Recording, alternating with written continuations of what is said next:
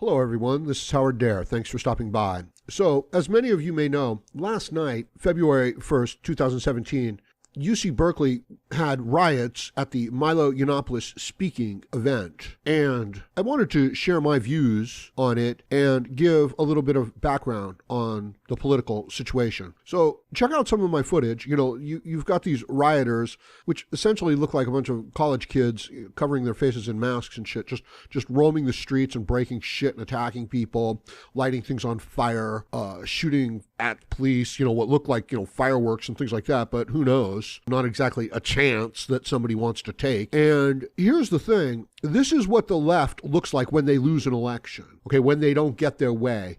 And I want to come at this from a few different angles. The university itself is behind this and complicit in this, in organizing it and setting it up and approving it. They're stating, this false protest of it. They're, this false condemnation of it. But essentially, this was it looked like it was largely students protesting with the approval of the campus itself. I know, it's unbelievable, but, this is a bastion of liberal thought. This is, like a think tank. And so I wanted to give some background on the situation here. The chancellor, Nicholas Dirks, has... He's been under investigation since like August and said that he was going to resign as soon as they found somebody, to replace him. And he issued a statement concerning this stuff. And he said, "We condemn in the strongest possible terms the violence and unlawful behavior that was on display and deeply regret that those tactics will now overshadow the efforts to engage in legitimate and lawful protest against the performer's presence and perspectives." Okay, so no mention of anybody's, right to free speech. No mention of any of that. Okay, he's just upset that these tactics are going to overshadow the efforts to engage in legitimate and lawful protest against the performer's presence and perspectives. So that means you can't even talk. Okay, we don't even care what you have to say. We're just going to protest against you. Now, this is in contrast to what he had said earlier regarding the event, and here's what he had said earlier. "In our view, Mr. Yiannopoulos is a troll and provocateur who uses odious behavior in part to entertain, but also to deflect any serious engagement with ideas. He has been widely and rightly condemned for engaging in hate speech directed at a whole range of groups and individuals, as well as for disparaging and ridiculing individual audience members, particularly members of the LGBTQ community. Mr. Yiannopoulos' opinions and behavior can elicit strong reactions, and his attacks can be extremely hurtful and disturbing.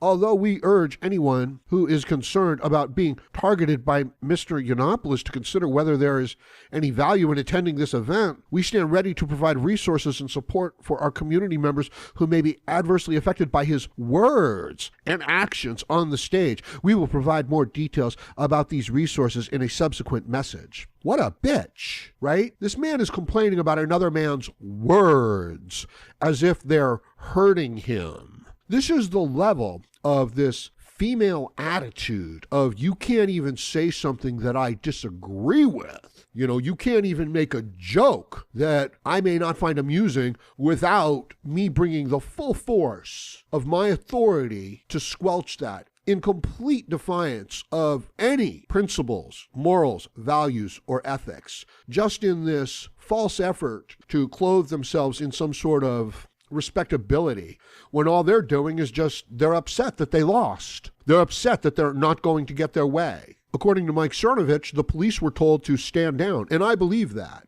This is an emotional outburst. These people are protesting because they don't have control of their emotions. They're entitled social justice warriors who are pitching fits. They didn't get their way. They're not going to get their way. And in response to that, they're putting on masks, they're lighting fires, and they're breaking windows. They're attacking people with pepper spray. They're indulging the worst aspects. And they're using these political events as an excuse. And what this exhibits is a lack of control, a lack of humanity, a lack of decency. And to see these people in positions of authority, supposedly, and responsibility, acting in this manner, it's really disgusting because It is free speech that's on the line here. These people, the irony of them speaking out against fascists and using fascist tactics and fascist behavior and a fascist mentality to do it. The irony of them rioting against a free election that elected the American president. And then this constant slander, this constant emotional abuse to work themselves up and then to unleash their inhumanity upon their fellow men and to just express it, and these people in authority complicitly going along with it, complicitly giving their approval of the behavior. You know who the president of UC Berkeley is? It's Janet Napolitano, okay? Yeah, that's the politician, right? This was the governor of Arizona from 2003 to 2009, and this was the head of the Homeland Security from 2009 to 2013. So she's a high-ranking Democratic official, okay? And she is the president of UC Berkeley. And this chancellor, Nicholas Dirks, he's been leaving since August for mishandling the school's budget. Now, the tactics that are being used to organize these events, they remind me of the Arab Spring, don't they? I mean, they do. And I also believe that more militant rioters are organizing the violence and structuring the violence. And I wonder if they're going to be able to keep this up.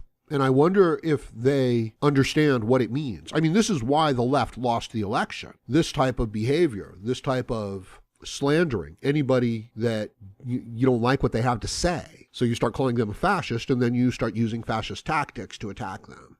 It's a good thing these people aren't protesting irony, because if they were, you know what I mean, they would just have to shut down from all the cognitive dissonance. But I don't think they're smart enough. And I think they just are using this as an excuse for this mindless, emotional, childlike behavior, this destructive behavior. And I think that the people in charge are aware of these emotions. I think the media is aware of these emotions and is building these emotions and manipulating these emotions. And these are, the youngest and the stupidest and the most gullible young people in the whole country. The most entitled, privileged libtards in the whole country. And if Milo, in all of his, gayness, can elicit this type of a response, then he should go there again tonight. I hope they reschedule. I hope they insist upon it.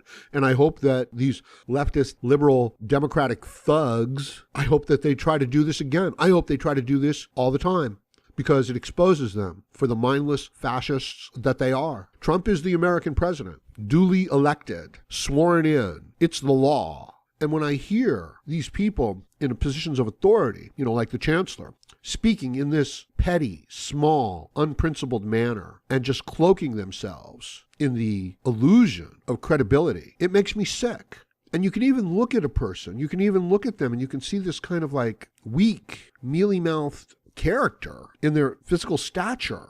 Or at least I think I can. And something I think I noticed in the rioters, check out the footage. I've uploaded plenty of videos on it. And one thing I think I've noticed is that the women are walking around all angry, shaking their fists.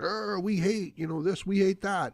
But the men, many of the guys, the ones that aren't masked, are walking around with stupid grins on their faces. Yeah, I'm just here to get laid, man. And they don't look like strong and healthy young men either. They look like weak, going along, smirking, stupid boys. That's what they look like. And I'll tell you something else, a feeling that I get from these rioters, they don't seem dangerous. I mean, of course they are dangerous, and of course they have to be shut down and everything like that, but I mean on a personal level, they seem like college kids, and they seem like upset, butthurt children is what they seem like. And it seems like mixed within them might be some real agitators, but that's it.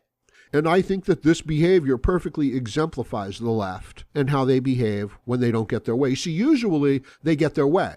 They tell these lies, they put out this slander, they use the media, and they win the election. But in this case, they didn't. And this is how the left behaves when they lose an election. Now, Trump has tweeted, if UC Berkeley does not allow free speech and practices violence on innocent people with a different point of view, no federal funds? ?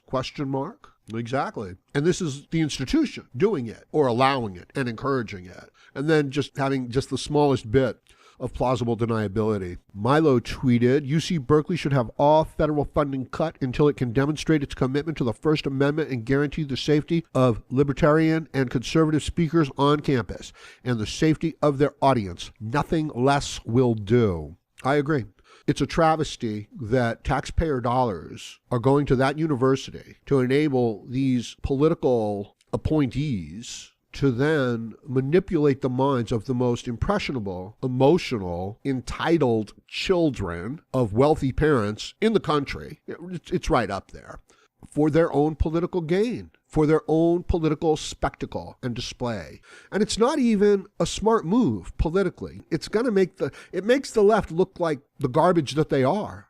This is what they have. They don't have a legitimate conversation. They don't have a legitimate argument. They don't have a legitimate debate. They have, if you don't do what we say, we call you a fascist, and we riot in the streets. And they're protesting any expression of legitimacy of the administration. So it's not like, oh, well, they're just protesting Milo. It's like, well, they've already lost the election. No, they're protesting the perception of these events in the minds of people for the future. And even, it's a political spectacle. It's a display to influence the minds of people. It's a form of social terrorism. It's a form of real terrorism, actually, but it's also a form of media social terrorism. It's psychological warfare. And the people engaged in it are indulging, their emotions. But the people who are manipulating it and organizing it, no, they're getting taxpayer dollars. So these are just some of my thoughts on the subject. I'm going to leave it at that for now, but I'm sure there'll be more to say on it. Let me know what you think about this in the comment section below. Please like, share, comment, subscribe, donate, and join me again, Howard Dare, as I plan to have more content for you. Thank you, MGTOW.